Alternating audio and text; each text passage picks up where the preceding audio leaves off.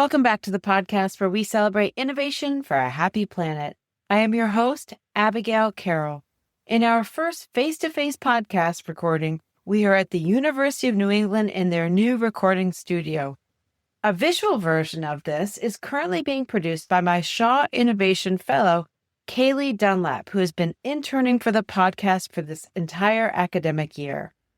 In the studio today, we are meeting with Jeff Parmalee, teaching professor at the School of Biological Sciences at UNE's College of Arts and Sciences.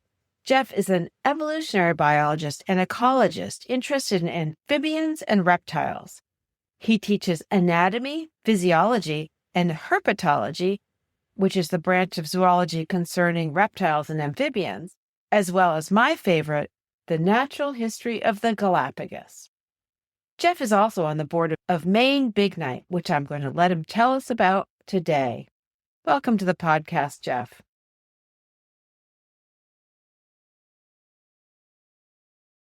Hello. Yeah, it's nice to be here. I'm so excited to have you here. It's spring here in Maine, and something very special is happening for amphibians. What is a big night? A big night in terms of amphibians is, and it's not really one night, but in the early spring when the temperatures get up in the 40s and there's the first rains, these salamanders and frogs that have been in the forest, underground, in under logs, under the leaf litter, they will wake up. And their first thought is, I need to go back to that vernal pool, often to where they are actually born. They go back again and again. And they move hundreds of meters through the forest floor until they reach these vernal pools, these temporary pools, which is great for them because they don't hold fish. And so it's a safer place for amphibians to lay their eggs and their larvae. And it's done en masse. The timing is based not on the calendar at all, but only on the weather. And so you just look every year it changes, and it's so exciting to actually capture that and be out there when you just see hordes of salamanders and frogs crossing the road. What kind of volume of creatures are we talking about here? If you think about this migration, it's greater than the wildebeest in the Serengeti or the caribou migrations. It's in numbers. Just imagine over the Northeast, all the millions of salamanders and frogs that do this. And just for us, last year in 2025 in the spring, our volunteers across the state measured almost 18,000 frogs and salamanders that they helped across the road, and some were dead. So that's a huge number. Incredible. You are here to talk about an organization called Maine Big Night. And so tell me what Maine Big Night does on Big Night. Yes, the organization, it started in 2018 with Greg LeClaire, who is just a college student at Unity College in Maine. And he went out with his herpetology club and they helped salamanders across the road. And then it just grew. And he's been the leader of this through the years. And we became a nonprofit with a board of directors. And it's just grown exponentially. And we just get more and more just ordinary people. It's called citizen science, which is it's a really big thing now. And we really facilitate finding sites across the states where there's critical crossing areas where we just see either a lot of death or there's a vernal pool and a forest area. And we find these sites. And there's over, I think, 600 sites across the state. And the public can go ahead and take a quick training they need to take, and then they can adopt a site. It's often families and friends, and this is their site, and they just wait for the weather. And the Facebook page is really active in the spring. Everyone's saying, oh, could it be Monday? Could it be some rains are coming? And then once the adopters of that site, they go out and they walk the area, and they will help the frogs and salamanders across the road, and they record all the alive and dead, and they figure out what species they are. And there's a phone app, it gets uploaded, and it's the two main things is they're helping, they get empowered to help these frogs and salamanders, and also collecting very valuable data. Yeah, I'm sure. And this data, if you think about it, if I wanted to, me and my scientist buddies wanted to figure out which frogs and salamanders are crossing, there's no way on these few nights we could travel across the state. Yeah. But when you enlist all these volunteers that are going and doing it, it's the only way really to capture all this data in a short amount of time. That's incredible. Mm-hmm.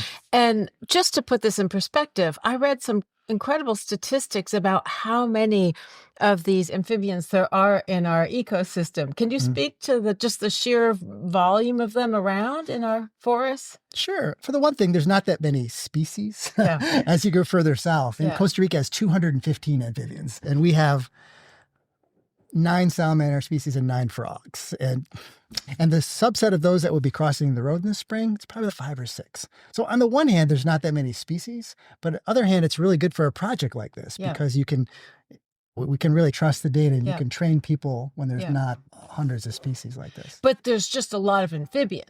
Yeah, what's exciting about individuals is they did a study in a forest in New Hampshire.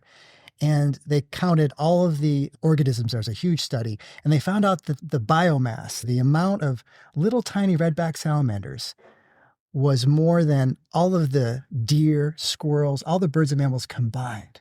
There's just so many per meter. And so they have a huge impact on nutrient cycling as prey for all kinds of animals. So what is the role of the salamander? Why are we going to work so hard to protect them? Or the frogs is part of it. Yeah, frogs and salamanders, yeah. It's interesting you ask that question.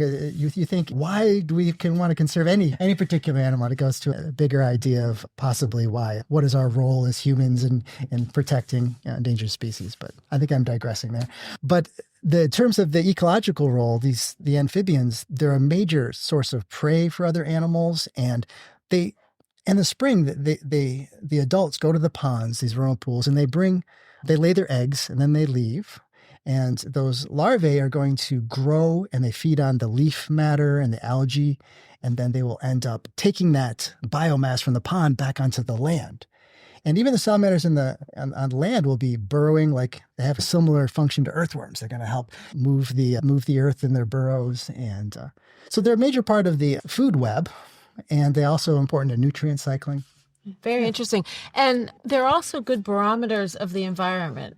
Yeah, you almost could talk about them being the canary in the coal mine, is that they are one of the most sensitive groups. And as a group, as a biologist, you look at all the groups and freshwater fish are in trouble and you hear things with birds and such. But amphibians are the one group that is the most endangered worldwide because they have all kinds of stressors. And the fact that they have permeable skin means that they're going to absorb toxins and pesticides so easily. And the other thing is, maybe you have a bird or a mammal that lives on land, fish in the water. Amphibians need both. So if only one of those isn't working, and then you're going to have issues with that population. So you need to conserve both of these environments. So they're very sensitive. So these vernal pools are typically coastal, right? They're just in forests. There's any kind of lowland depression in the forest, and they fill with snow melt in the early spring. But the important thing is they dry out occasionally. Some of them dry out every year. They're wet, and about in July they dry out. And even if some that persist for a few years, they eventually dry out because if they don't, fish can persist, and fish will eat every single amphibian like that. So these vernal pools, in the past, they were thought to just hold mosquitoes, and now biologists appreciate, and they're given really good protection, vernal pools. And that's where they're breeding. That's where they're laying eggs and such. Yeah, and what I'd hate to it's just there's certain species that are vernal pool. They're obligate. Okay. They have to have the vernal pool. Okay. And they include the beautiful yellow-spotted salamander. I saw pictures. Yes, and the wood frogs and the peepers. But there are other frogs like toads and bullfrogs, which will use streams and ponds and lakes. But yeah, the vernal pool ones are unique and like indicators of a good environment because that means the forest is good, the water is good. And if the salamanders are going there, presumably it's good too, because they know how to seek out environments that are good for them. Yeah. And well, over time, if it's not, they're not going to have any reproduction. Yeah. So what are they doing in the winter? What's really amazing is that these creatures, and you'll look on pictures online and such, they're just beautiful, these frogs and the salamanders, but many people live right here in Maine and never see a salamander. Maybe one's in their basement or something like that. But that's why if you go out, it has to be at night, certain times early. You can see hundreds of these. So it's just this kind of surprising and beautiful thing to witness these creatures that are so hidden because they spend the whole rest of their life in the forest, in burrows, under leaves, under logs, and they're feeding, living their lives. But they wake up, they go to these ponds, and they'll be there no more than a week or two. Then they go back. They take the same hike back and then they spend the whole rest of the year. And then in the winter, they just need to get down below freezing and they'll hibernate. They're hibernating. So. Yeah. And some actually there's some that actually freeze, like the wood frog. It freezes solid. They can freeze solid, yes, and they can come back to life. And there's a couple of our frogs that can do that. It's like This is something we try to do with humans. I've heard of a few people who want to do this. Yeah, people will freeze their heads or their whole bodies. They want to because they think I could come back in the future and maybe they've cured whatever killed me. I can see the future. There is that. But we're really good at freezing things. It's just bringing them back. Yeah. So you bring it back, the tissues are destroyed, et cetera. But something like the wood frog, it just pumps itself full of sugar. And so we'd be hyperglycemic. We would go into a coma, but they can withstand these high levels. It's like an antifreeze. So the water freezes around their organs and they're solid, but it doesn't damage their cells. And if you ever see a video, as they wake up, their little fingers wake up and then they start breathing and they start hopping around from being frozen solid. And all of this magic is in our backyards. Yes, yeah. It's really amazing. So they're nocturnal creatures. You mentioned that their skin is very thin. Is that why? That's why they need moist areas, because they don't have the layer of skin like mammals do. And so they dry out very quickly. So that's why they go out when it's rainy nights. Yeah. And the rest of the year they live in wet places under the leaf litter. Yeah. How long a journey is this journey on a big night or to a series? Do they make it in a day, or is this like a long, arduous pilgrimage? You're asking some very good questions. Some of these need to be looked at more, honestly. But you read some papers that they looked at the average distance, and it's hard also to you can't put a radio collar on these little things, and it's very hard to actually. But if we could. I know, it's really hard to follow some of these like we can, like we're looking at squirrels here. You can put a transfer on a turtle shell, but it's hard to follow them. But there are people that do this, look at somewhere between 100 meters away and maybe a kilometer. That's on the far side of things. But that's a good thing to know is what's the distance, so then we can start to make these models in biology to predict like how many roads do they need to cross and such. And have they ever just not showed up? Oh yeah, they don't necessarily breed every year, we've found. Interesting. But the thing is, like a spotted salamander can live over 20 years, which is amazing for a small little creature like that. And the thing with amphibians too, I should just mention, is that there are years that are dry years where they lay all the eggs in the pond and it dries so quickly, everyone dies. It's very sad. Oh, yeah. I know. I'm going to weep. It's getting dark. But then the point is that that's okay. They could even have a couple years like that. But since they live so long, all they need are a few good years. As a salamander, you just have to replace like yourself really over your lifetime. And so, yeah, it's tough out there. It is. It's a tough world, little salamander. The organization's been going for about 8 years now? Yeah, but it started very small. Yeah. It must be hard to track populations if there's years when they don't show and such. Are there any trends that this data can target that would be interesting to... Yeah, the more years we get, the better trends we're going to have. Yeah. We're looking at now, there's been 4 or 5 good years of data.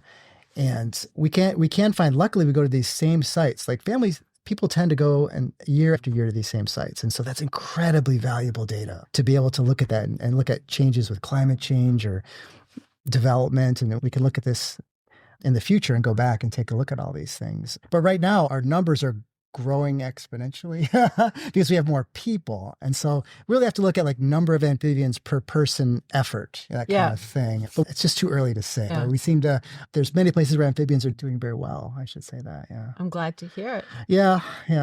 So I'm a little salamander and it's big night and I'm trying to get to a vernal pool. What are some of the hazards? The main reason for Maine Big Night is that we survey roads. And that really is the big issue. Yes, salamanders have been here for millennia, going to these vernal pools, but only in the last 100 years or so have we had these paved roads. So it's just a blip of time. Now imagine you're a salamander and you've got your vernal pool, and all of a sudden there's a road with traffic, and they have no adaptations for that. They're slow. Salamander may even slow down on a road because the asphalt tends to hold the heat a little bit. That's just working against them. And so what we see are these, like overall last year was like 24% mortality. And it's probably a little less than that, but overall, they have very little defenses against cars because they haven't evolved with cars. And so with more development, more traffic, more people, it's just going to get worse and worse. Thankfully, they go at night. Yeah, we think there's less traffic, so that may help going at night. That's true. And we did a study about looking at how COVID-19 actually helped the amphibians. Yeah. It did not help us. We took one for the team there, didn't we? Yeah. Because we noticed in 2020, and that was the beginning of the pandemic. I remember also it was March 2020. That was and so that is just the time when amphibians.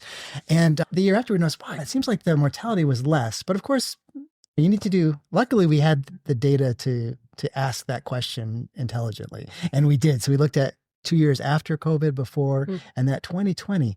And you found March 2020, we could get data from the DOT about traffic patterns. And then we saw it was less. And the DOT also on their website has all the moose, deer, bear collisions. It's all available to the public. They can see how many. And you see this big drop in 2020, early spring 2020. And so we looked at our Big Night data for that year. We found that there was significantly less mortality on the roads. So there's less being run over. So that tells us that traffic is causing more mortality, because when you take it away, we see an improvement. What are some of the animals that will predate on the little fellows? When they're alive or dead on the road? You mean just... I hadn't thought about the roadkill situation. Well, if you go in the morning, you don't find dead amphibians because we have the crows get up early and opossums and raccoons. But their predators out in the forest would be, I would say, garter snakes. And snakes really like to eat them, and birds like herons and other birds that even a robin looking through the leaves will eat a salamander, and raccoons and skunks. Yeah, they're a meal for a lot of things. Yeah. For a blue economy to thrive, people need to use more sustainable products. But which products? And will consumers actually adopt them? Innovators like you are hustling to figure this out. Spark number 9 can tell you if there's demand for your product. Spark markets your product before it's built using online advertising so you launch smarter. Have a big idea? Vet it with Spark before you build. Visit Spark online at www.sparkno9.com or find them on LinkedIn. I want to jump beyond salamanders for just a moment. You worked in the Galapagos Islands, where I actually had the incredible pleasure during college of being able to go with a little team and explore them. And that's where Darwin discovered the finches, and it was the inspiration for the origin of species and the theory of natural selection, survival of the fittest. And I'm interested in Maine Big Night because I'm interested in, it seems when natural selection happens among other species, we're very happy to let it play out. And when humans are involved in the problem, thankfully, I think, we are interested in getting involved and helping. Is there a logic to that? Is it because just the weight of our impact is so big or so fast? Or I don't know, is that something you can speak to? Yeah, there's a lot going on there. The whole idea of extinction is a natural thing. Like 99% of the species on Earth are extinct. But the thing is, we're at a period now of another mass extinction that is caused by humans. And it's clear, crystal clear. This extinction is extremely rapid. Never before, as we think, has it been like one organism decided to change the whole Earth and cause these extinctions. So I think we have a responsibility to play a part in helping conserve as many species as possible. But I know you're often very optimistic. I'll go on the other side of things and just say that it's going to continue with population growth and issues on the Earth that are going to cause species to get less and less and more and more extinctions. But my hope, my optimism here with Big Night is that by knowing the problem and by doing what we can and even studying the problem now, we can at least... I know Maine in the future there's going to be more and more impacts as we develop more and more of Maine. So there's going to be fewer salamanders, fewer frogs. But I think what we can do practically is with that knowledge, we can start doing things proactively. And we have a project in Orono where there's a culvert. So we're going to see if we can put these underpasses to help amphibians not have to go on top of the road. And so we're seeing that. And can there be things that can be done with traffic? Does signage help? Some people might drive less on a wet spring night. I was going to say the salamanders might have trouble reading the signs. But... Okay. Yeah. No. Yeah. I was not talking about the salamanders. I was trying to influence human behavior, which is a very difficult one. Just out of curiosity, because I meant to ask it earlier. What are the tools that the citizen scientists who are out on Big Night to help the salamanders cross those roads? Sure. You need to be properly safe in the roads because you're at the roads at night and rainy nights. So a reflective vest is necessary and a light. And kids, there's some sites that are higher traffic than others. And so we even have a category for family friendly. If it's a quiet road compared to a more busy road. But pretty much you're gonna walk this road slowly, and you're gonna help move the salamanders in the direction that they were going, and the frogs, trying to help them across. So you hold them, or you I pick them up and move them. Okay. Some people have a spatula. Or we have a laminated card. If you, the least you can disturb them, the better. Yeah. But you can handle them as long as your hands are clean. You wash your hands. There's no perfumes or lotions, and you can handle. And I kind of encourage, because when a kid first picks up a frog, it makes a difference. I think, yeah, it definitely does. But some say you shouldn't touch them. Obviously, the least handling would be the better.